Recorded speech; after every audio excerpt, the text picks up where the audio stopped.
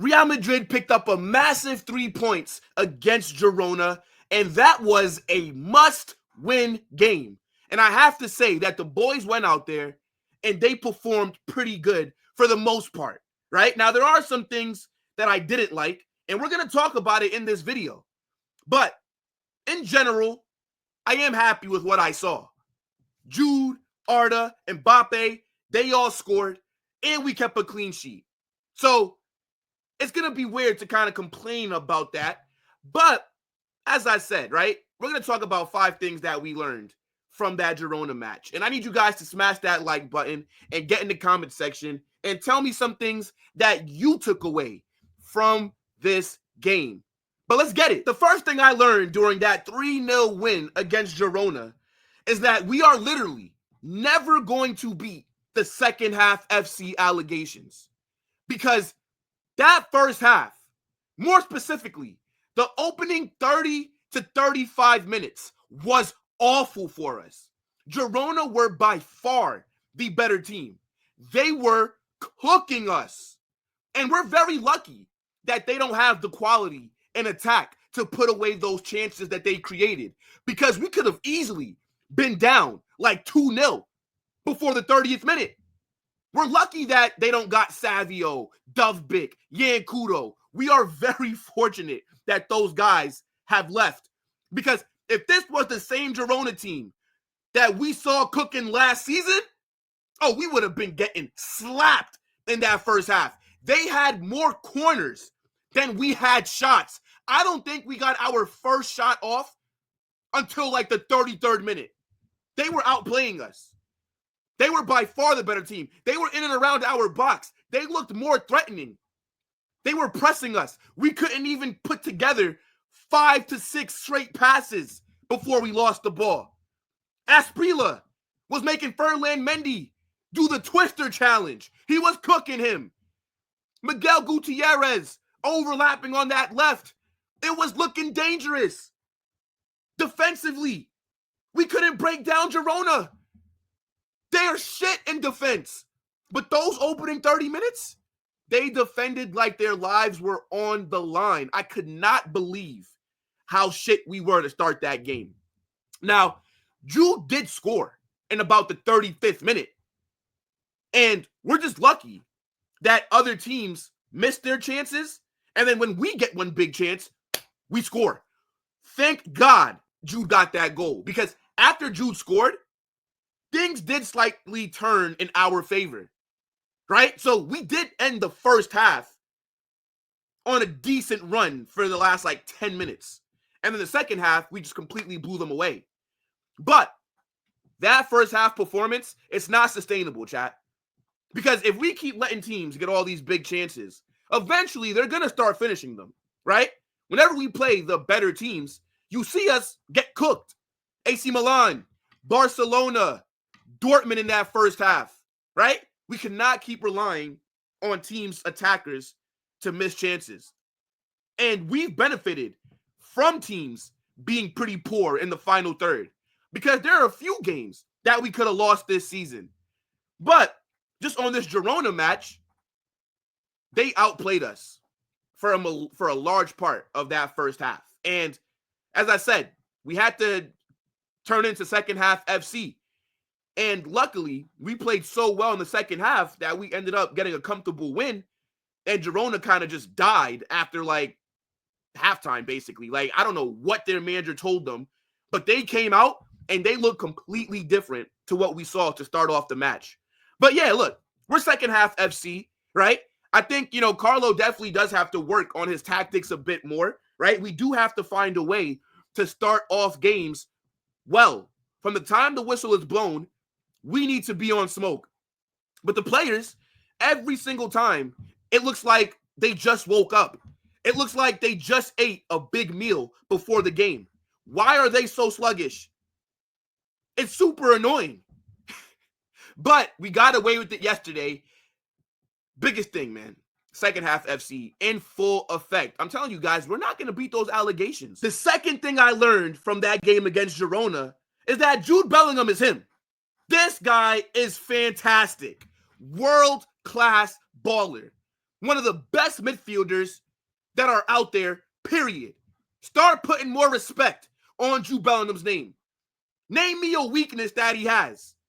His overall game is fantastic. If you need him to defend, he's there. If you need him to press, he's there. If you need him to be involved in the buildup, he's there. If you need him to crash the box and score, he's there. If you need him to make a decisive pass, he's there. Jude Bellingham is him. What this game against Girona told me and showed me was that aside from Vinicius, Jude might be the glue. Jude might be one of our most important players. But the way that people talk about him is as if he's our worst midfielder at the club, just because he's not the best or aesthetically pleasing on the ball. But I think he's starting to change those narratives. Again, another man of the match performance by Jude. A goal and an assist. So that's for all the people that want to just be stat merchants, right? But even when Jude is not scoring or getting an assist, this guy is still performing at a high level. Since when do we judge box-to-box midfielders strictly off of GA? I feel like that's what everybody wants to do now.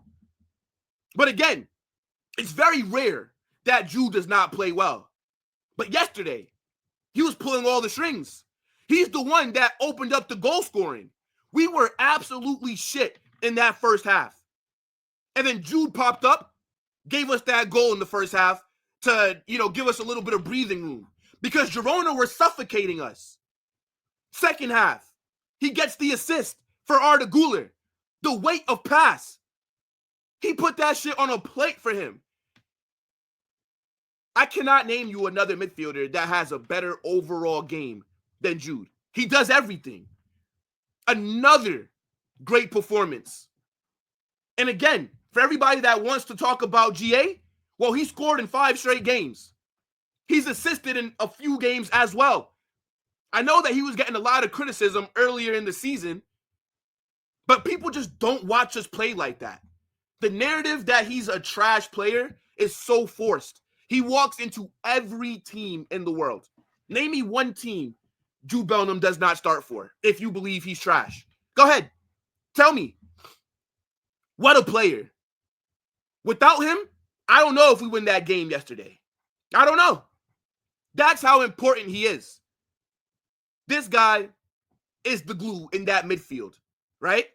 He's the player that when things are looking rough, you can depend on him to put in a good shift. The third thing that I learned is that Carlo Ancelotti absolutely hates to use his substitutions, okay? Like, I think this guy would rather eat a box of nails before he actually subs players on a little bit earlier.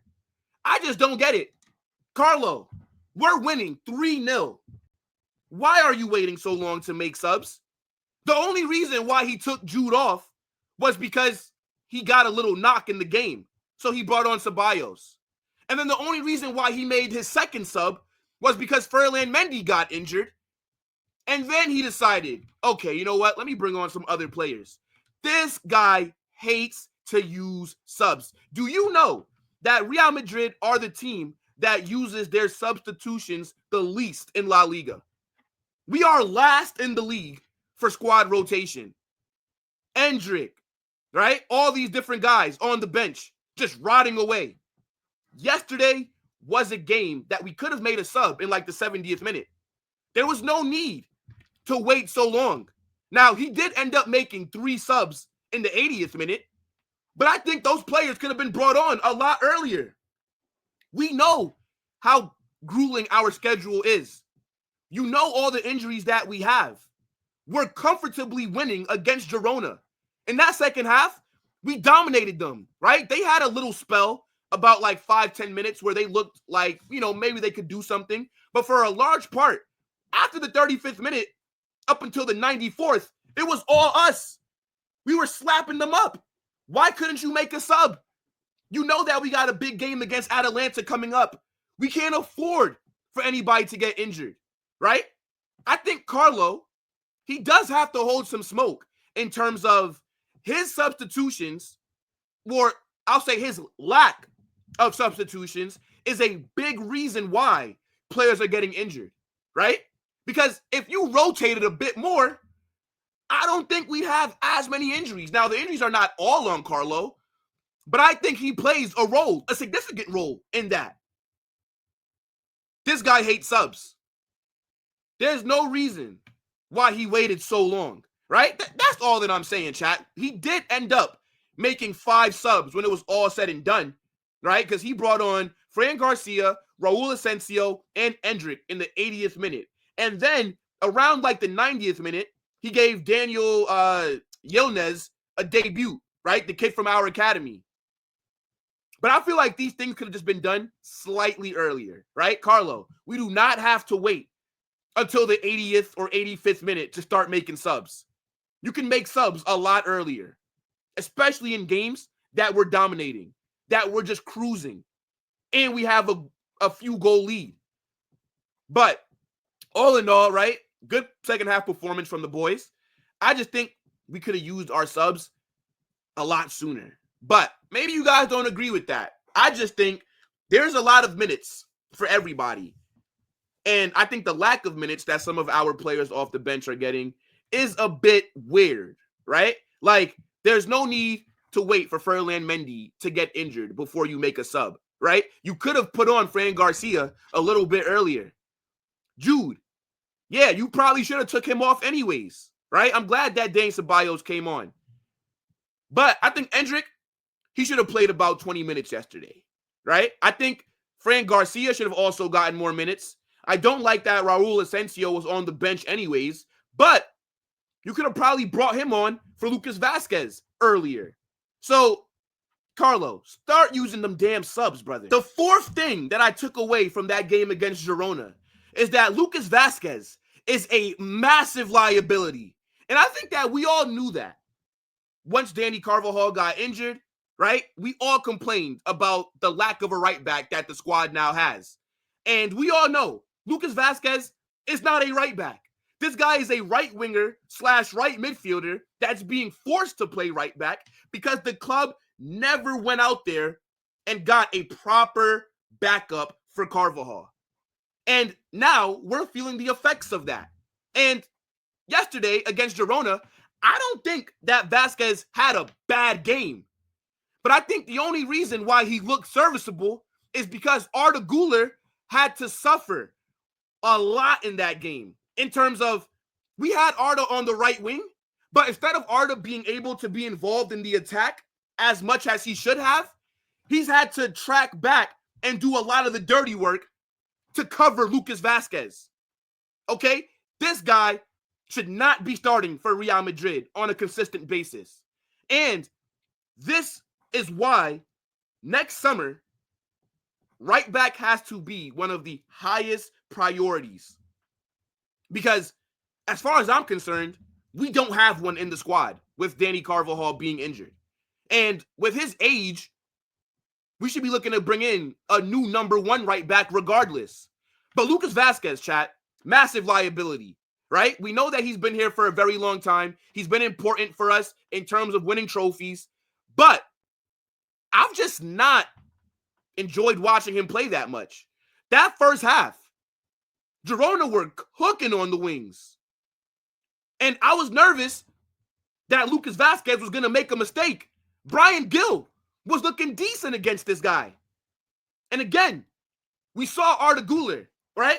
Tracking back, making slide tackles, damn near playing as a DM to cover Lucas Vasquez. Because we all know Vasquez is at his best when he's getting forward, right? When he's overlapping or inverting and when he's putting crosses into the box. He is much better on the ball than he is at defending.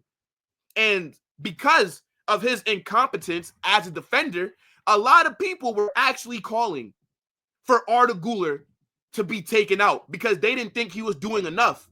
I remember during halftime, I was arguing with people saying, yo, Arda Guler has played well. Just because you're not seeing him get a goal or get an assist, it does not mean that you got to take him out because he's doing a lot of the dirty work. I saw Arda Guler make a lot of slide tackles, regular tackles, interceptions.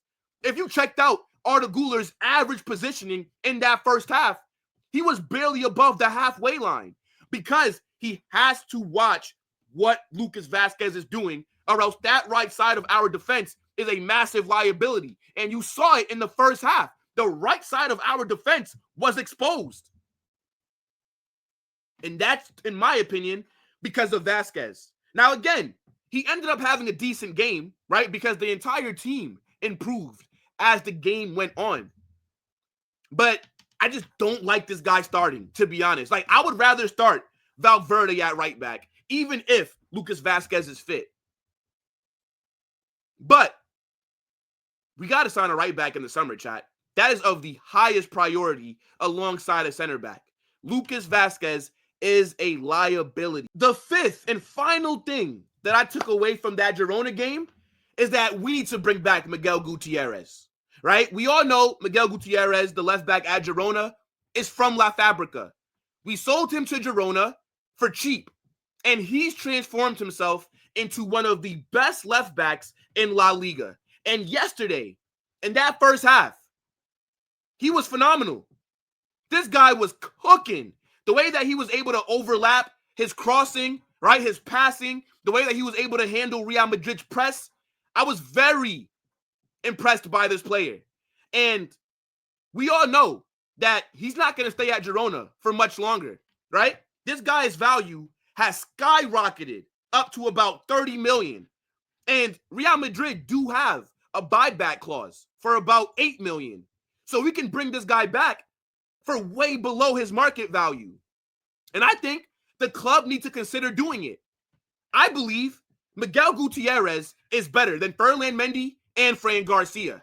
Now, left back is not of the highest priority, in my opinion, in the summer window, right? I think a center back and a right back are needed a lot more.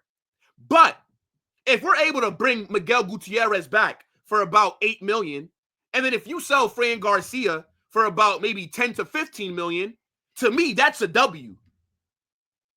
Miguel Gutierrez has been arguably Girona's best player this season. He's been performing in the Champions League despite how shit they've been, right? In the league, he's also been performing well. But yesterday, chat, look at how they made the right side of Real Madrid's defense look so exposed, right? And Miguel Gutierrez is one of these modern day fullbacks that are a lot better going forward than they are defending. But I will say, he was solid yesterday in defense, right? He kept his shape really well. But on the ball is where I was super impressed. The way that this guy was able to create chances from that left side of Girona's attack for them, right? Whether he was overlapping or he was inverting. He is a very good player. And I think the club are seriously going to consider bringing him back. Now, I know that everybody likes Fran Garcia. I like Fran Garcia. I think Fran Garcia is a pretty good player. But is he better than Miguel Gutierrez? I don't think so. Maybe you guys disagree. Get in the chat and let me know. But I think Gutierrez had a pretty good game. Now, obviously, right, Girona fell off in the second half, and then they were just getting cooked. So his rating did drop a little bit. But he was one of their standout players. Again, whether we buy him back or not, I do not believe that Miguel Gutierrez will stay at Girona past this season. Get in the comment section and let me know, what did you take away from this performance? Because this game, as I said, was a big one, right? The boys needed to win, and they did just that. The title race is wide open. We saw Barcelona drop points against Real Betis, and the pressure was on us. Now we're only 2 points behind them, and we have a game in hand, right? Get in the comment section. Let me know what you guys are saying, right? Smash that like button. Subscribe to the channel as well. Turn on those post notifications. And in a bit, people, Real Madrid.